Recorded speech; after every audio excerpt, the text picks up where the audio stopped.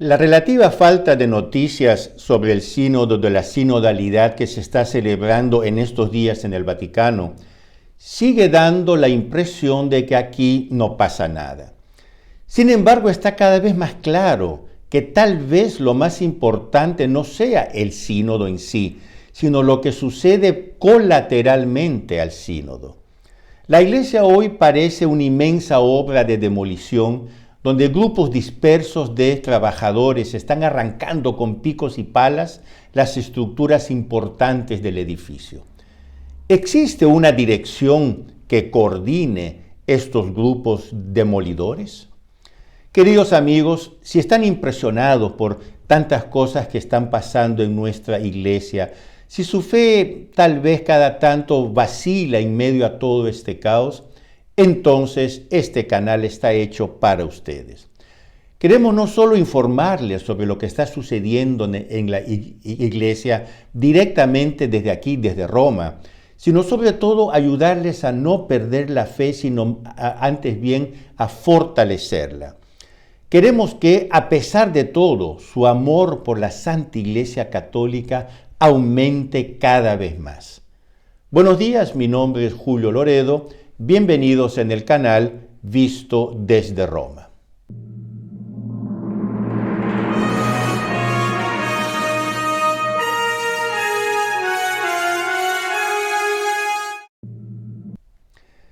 Si aún no te has suscrito al canal, te invito a hacerlo. Te invito también a darle un like y a compartir este video con tus amigos. Mantente actualizado directamente desde aquí, desde Roma, sobre lo que está pasando en la iglesia. Decía que lo que ocurre colateralmente al sínodo de la sinodalidad que se está celebrando justo en estos días en Roma, parece ser más decisivo de lo que se discute en la Asamblea General, quiere decir en el aula oficial. Esta es la pregunta que se están haciendo cada vez más observadores. Algunos denuncian una acción muy bien planeada de grupos de presión, los famosos lobbies, que promueven actividades paralelas al sínodo, invitando a los delegados sinodales a reuniones especiales. Pero sobre todo, que intentan atraer la atención de los medios de comunicación social para dar la impresión que la gran mayoría de los fieles católicos piden estos cambios revolucionarios. Lo que claramente no es verdad. Estos cambios que los lobbies modernistas están pidiendo se perfilan principalmente en dos áreas. Uno, la ordenación sacramental de las mujeres, para comenzar al diaconado. Después, tal vez en un futuro, incluso al sacerdocio. Y dos, la revisión de toda la teología moral católica, especialmente en lo que respecta a la práctica, a la conducta homosexual y a la autodeterminación subjetiva del propio género. Quiere decir, yo no soy hombre o mujer según mi naturaleza, yo soy lo que quiero ser. El fenómeno de las actividades paralelas de estos grupos de presión, de estos lobbies, lo describió muy bien el corresponsal del mayor diario católico estadounidense, el National Catholic Register. Nos dice Jonathan Liddell, y cito: estos acontecimientos colaterales y su posterior cobertura mediática parecen encaminados a crear presión, a elevar el listón sobre los delegados del sínodo y sobre los dirigentes del Vaticano, sugiriendo que el movimiento detrás de causas como la llamada ordenación femenina y la modificación del magisterio de la Iglesia sobre la sexualidad es abrumadora, y que si no avanzamos, corremos el riesgo de parecer cerrados a la escucha y obstinados. Cierro comillas. Lúcidamente, Liddell rechaza categóricamente la idea que se trate de un fenómeno representativo de la base católica. En realidad son pequeños lobbies.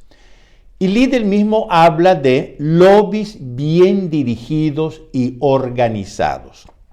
Ahora, yo me pregunto, dirigidos. ¿Quién dirige estos lobbies? ¿Hay un director atrás que no se ve, que no se muestra?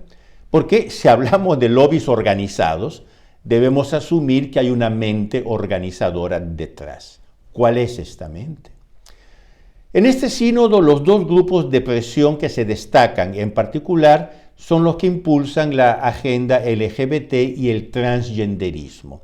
Y son el New Ways Ministry de la hermana Janine Gramick, americana, y el grupo Outreach del jesuita padre James Martin, también americano. Ambos lobbies cuentan después no solo con un ingente apoyo financiero, sino también con un poderoso sistema propagandístico, un poderoso sistema de apoyo mediático. El padre Martin, por otro lado, es participante oficial del sínodo.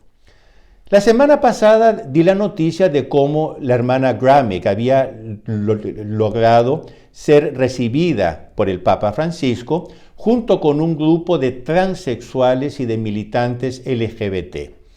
La audiencia duró nada menos que 90 minutos, lo que para los criterios del Vaticano es tantísimo, y atrajo evidentemente una considerable cobertura mediática. Por su parte, el grupo Outreach de padre James Martin consiguió reunir en una conferencia, una reunión paralela, nada menos que 70 delegados sinodales, entre ellos uno de los protagonistas más progresistas del camino sinodal alemán, Thomas Zöding. Esto me recuerda el juicio de muchos historiadores y del propio Papa Benedicto XVI sobre el Concilio Vaticano II. Ellos dicen que, paralelamente al concilio propiamente dicho, había el concilio mediático. Quiere decir, mientras los padres conciliares se reunían en el Vaticano, los medios de comunicación presionaban el concilio desde afuera, mientras por otro lado presentaban el concilio a la opinión pública mundial bajo una luz particular, precisamente la que favorecía la corriente modernista. Incluso crearon un organismo de propaganda especial, el llamado IDOC, Instituto de Documentación de la Iglesia Conciliar. Ahora, esto fue con los medios de comunicación de la época. Estamos hablando de los años 60. Imagínense lo que sucede hoy cuando las llamadas redes sociales tienen una fuerza 1000 veces superior a los medios de comunicación de ese entonces. Jonathan Liddell, el corresponsal del National Catholic Register, parece opinar que estos grupos de presión crean un cortocircuito y así obstaculizan un sano tránsito de reflexiones y propuestas entre el auténtico pueblo de Dios y las autoridades eclesiásticas. Permítame formular una hipótesis mía que va más allá de la reflexión de Liddell. Cuando pienso que el padre Martin y la hermana Gramick han sido elogiados numerosas veces, incluso propuestos como modelos por el Papa Francisco, me pregunto si esta acción colateral de los grupos de presión, de los lobbies, en lugar de ser un accidente, un revés para el sínodo, no es funcional para obtener un resultado final. Algunos podrían decir que esta acción paralela no es bien vista por los responsables del sínodo. Pero entonces, ¿por qué le dan tanto escenario y ponen tantos reflectores en esta acción paralela? ¿Imprudencia o voluntad? Esta es una pregunta que se hizo el Papa Pío XI en los años 1930 y después de él el Papa Pío XII. Precisamente por eso, según los historiadores, ellos no quisieron convocar un concilio, que sería el Concilio Vaticano II. Temían que los neomodernistas los secuestraran mediáticamente. En cuanto a la agenda feminista, que reclama la ordenación sacramental de las mujeres, en estos últimos días ha surgido en Roma un lobby de origen latinoamericano llamado Amerindia, que organiza almuerzos a base de pizza para los delegados del sínodo.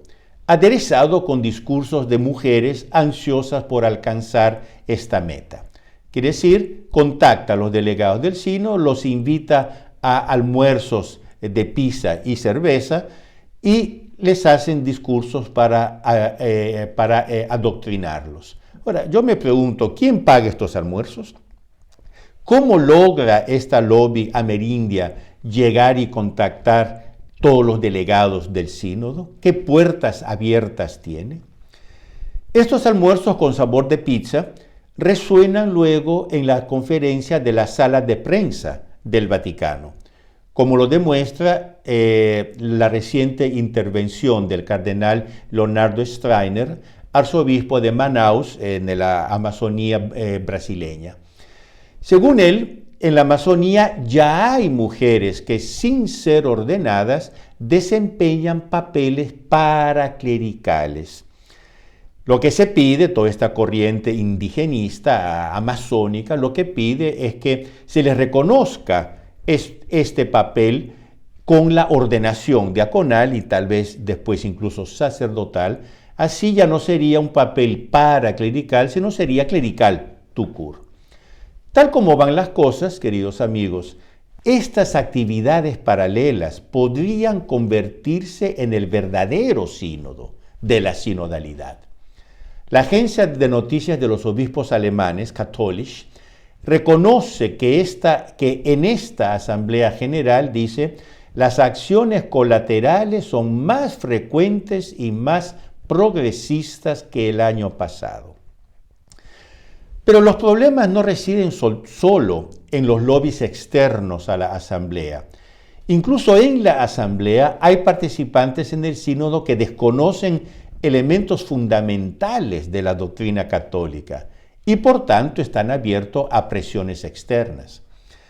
De hecho, mientras los lobbies se mueven en Roma, la profesora de teología de la Universidad de Notre Dame en la lejana Australia, miembro de la Academia Pontificia de Ciencias Sociales, Tracy Rowland, ha publicado un estudio en que expresa su preocupación sobre por qué, dice ella, por qué en medio de tanta disidencia teológica, el Papa Francisco querría promover una serie de sínodos en los que los partidarios de visiones teológicas alternativas y principios fundamentales alternativos puedan presentar sus ideas. Sabemos que incluso, digo yo, entre los eruditos, entre los teólogos, no hay consenso, incluso sobre puntos fundamentales de la doctrina católica, la noción de gracia, la noción de sacramento, la tradición, incluso de sacerdocio. Ahora, dice la profesoresa Rowland, si falta consenso académico, es decir, entre los teólogos, sobre cuestiones fundamentales de la teología, ¿qué podemos imaginar de ciertos participantes en los sínodos nacionales y romanos que no están ni siquiera preparados? Así describe la profesora Rowland la situación, y cito entre comillas. Nunca antes en la historia de la Iglesia se ha invitado a individuos a ofrecer sus opiniones basándose en nada más confiable que sus sentimientos. Y nunca antes en la historia de la Iglesia se había permitido que meros sentimientos, presentados como inspiraciones del Espíritu Santo, prevalezcan sobre las Escrituras y la tradición. Continúa Rowland. Es difícil entender cómo invitar a estas personas a festivales nacionales de charlas, a talk shows, para resolver lo que fundamentalmente es una crisis de fe y de creencias. Entonces, pregunta la profesora Rowland, ¿qué necesitamos? Y dice, debemos comenzar preguntándonos si los sínodos son solo círculos de discusión donde las personas pueden promover cualquier idea que les convenga, o si la fe en sí es algo que ha sido dado por Dios y que solo puede recibirse y transmitirse, y no reconstruirse constantemente. Hasta aquí la profesora Rowland. Queridos amigos, no olviden de darle un like a este video, de compartirlo con sus amigos por favor, ayúdenme a hacer crecer este canal para que un mayor número de personas puedan actualizarse oportunamente sobre lo que está sucediendo en la iglesia directamente desde aquí, desde Roma. Y nosotros nos vemos la semana que viene, siempre aquí en el canal Visto desde Roma. Arrivederci.